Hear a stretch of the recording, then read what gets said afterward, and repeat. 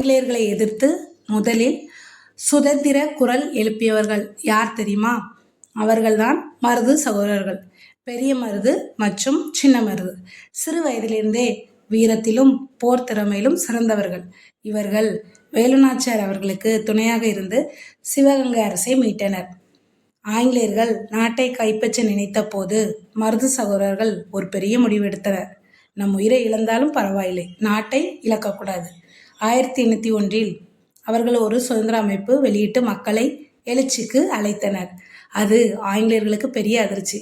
இதனால் கோபமடைந்த ஆங்கிலேயர்கள் அவர்களை பிடித்தனர். 1801 அக்டோபர் 24 அவர்கள் தூக்கிலிடப்பட்ட நாள்.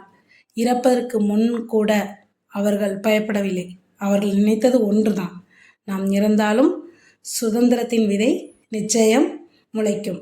இவர்கள் வாழ்க்கை நமக்கு சொல்லும் பாடம் என்ன? துணிவு இருந்தால் அடிமைத்தனத்தை உடைக்கலாம்.